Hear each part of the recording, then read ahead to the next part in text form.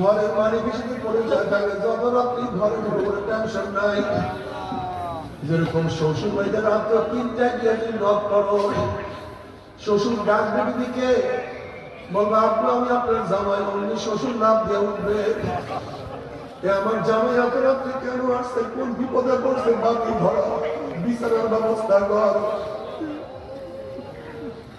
খানার ব্যবস্থা কর, পানির ব্যবস্থা কর। যেহেতু ঘরের মালিকের সাথে পরিচয় আছে, তোমার সব কিছু জোগাড় হয়ে যাবে।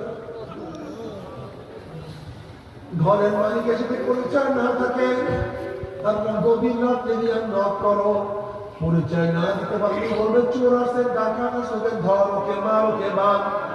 যেহেতু ঘরের মালিকের সাথে তুমি পরিচয় নাই, কি কবরের মালিকের সাথে পরিচয় করে যদি কবরে যাইতে পারো,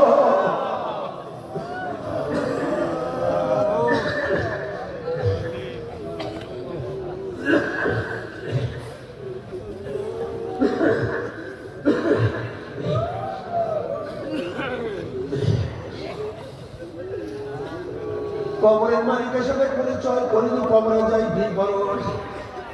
কবরের মালিক বলে আমার বন্ধু আসছে, আমার দোস্ত আসছে,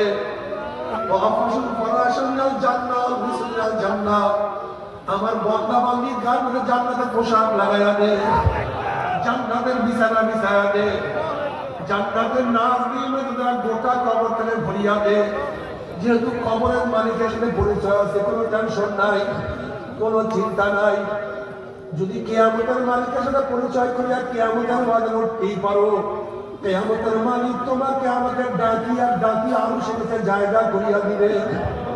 যদি মিজানের মালিকের সাথে পরিচয় করিয়া পাল্লা বলে উঠতেই পারো, নেকের পাল্লা মালিক ওজন করিয়া দিবে।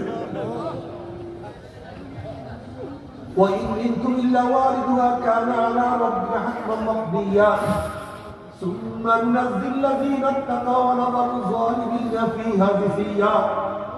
পুলসাতের মালিকের সাথে পরিচয় করিয়া পুলসাতে উঠতেই পারো, পুলসাতের মালিক তোমাকে পার করাইয়া জান্নাতে দিয়া দিবে।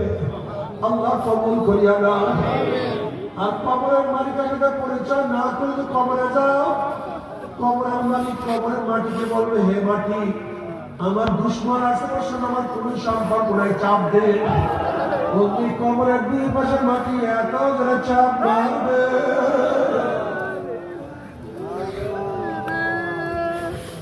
চাপের এক পাজরে লাগবে, হাত পাজরে লাগে,